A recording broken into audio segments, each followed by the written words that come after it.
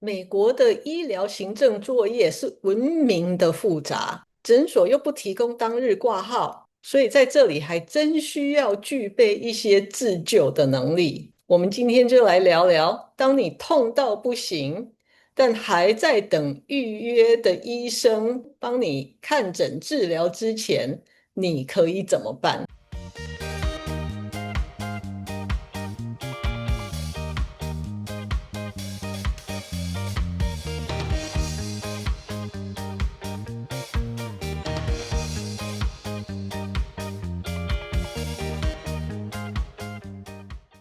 欢迎来到 Embark Channel，我是 Lisa。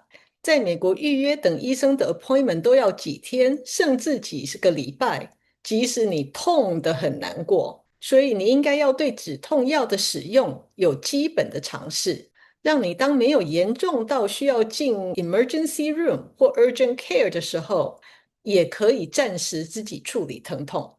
首先，我要呼应，当有生命危险的情况，例如中风状况，一定要去急诊室 emergency room。没有那么严重，但也需要立马处理，像说骨折，有些地方有 urgent care，urgent care 提供 walk-in service，不需要预约。他们会有基本的设备与医疗人员，像 X 光，可以做诊断与提供马上就需要的治疗。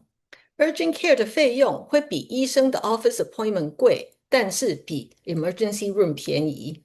如果你有保险，还真建议你在还没有需要的时候，就去了解你的保险要你去哪间 urgent care 跟 emergency room，因为当你有需要的时候，你不会有精力去找这些资料。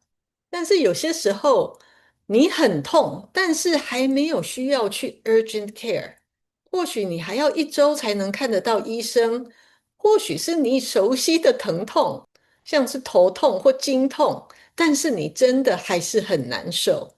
这时候有些 over the counter 的止痛药可以帮你，也就是不需要处方签的止痛药可以买。不需要处方签的止痛药分2大种类，台中的龙民总医院的黄宇谦做了很好的整理，我们就用他整理的简报，看这些止痛药对应到美国药局可以买的哪些药。这里看到止痛药分3大种类，只有前2类是不需要处方签就可以买得到的。第一个是乙酰胺酚类，第二个是非类固醇消炎止痛药，简称 NSAIDs。我们来了解这2类，因为你是买不到第三个鸦片类止痛药的，除非有医生帮你开处方签。最常听到的应该是乙酰胺酚类的了。台湾大部分的感冒药也是以这个为主要成分，台湾的普拿疼就是这个药。乙酰胺酚的英文是 acetaminophen，美国知名品牌 Tylenol 就是这个成分。它除了止痛，还有退烧的效果。所以重感冒时或伴随着发烧的疼痛，像是头痛啊、喉咙痛、肌肉痛、牙痛，都可以吃这个。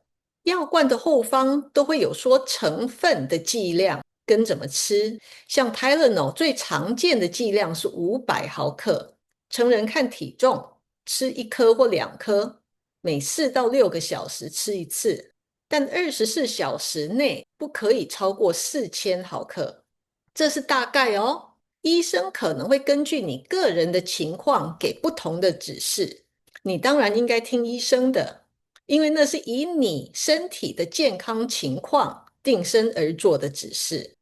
美国所有的药局都买得到 acetaminophen 或 Tylenol。acetaminophen 是透过肝脏代谢的，所以有肝病的人要先问医生你适不适合吃这个药，也为了保护肝脏，吃这个药的时候不要喝酒哦。非类固醇止痛药有很多种，药局里最常看到的就是 ibuprofen。ibuprofen 是药名，有很多品牌做 ibuprofen， 像 Advil 或 Motrin， 它们的主要成分都是 ibuprofen。因为它有消炎的效果，所以与发炎有关的疼痛，像风湿痛、牙痛、经期痛、关节扭伤都可以吃它来降缓疼痛。Ibuprofen 比较伤肾跟胃，跟食物一起吃的话，也就是说不要空腹吃，就会比较保护你的肠胃。药罐上都会有指示说要怎么吃。你去药局买药的时候，也会看到写 Ibuprofen 的产品。既然 Advil 跟 Motrin 的主要成分都是 Ibuprofen，那它们跟只写 Ibuprofen 的产品有什么不同呢？光写 Ibuprofen 的不是品牌处方，所以它会比较便宜。药品刚发展出来的时候，都会受到专利的保护，只有专利的品牌才能够制作、贩售它开发出来的药品处方。专利一旦过期了，其他厂商也可以贩售。光写 Ibuprofen 的，就是没有依照专利处方，但也含有 Ibuprofen 这个成分的药。理论上效果应该是一样的啦，但是因人而异。有些人觉得吃某个特定的品牌才有效，有些人则觉得品牌没差。只要你把这两种类的止痛药搞清楚，就能用它们来帮你减缓疼痛，到能够看医生为止。它们都算是蛮安全的，没依赖性的药，所以算是 over-the-counter medication， 不用医生处方就可以买得到。当然，每个药都有它的风险。Acetaminophen 是透过肝脏在代谢，所以肝脏有问题的人就要特别注意使用。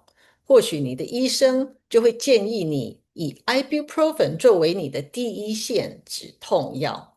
Ibuprofen 呢，则比较伤肾跟胃。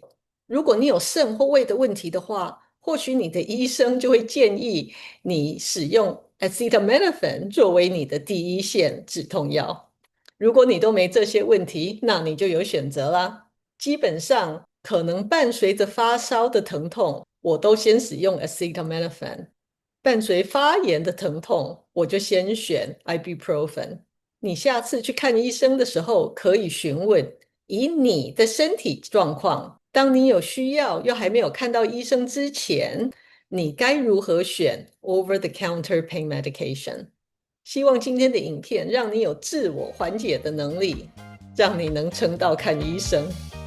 请 subscribe to my channel， 给我一个赞，我也给你一个赞，因为你有自救的意识，把这个影片看完了。拜拜。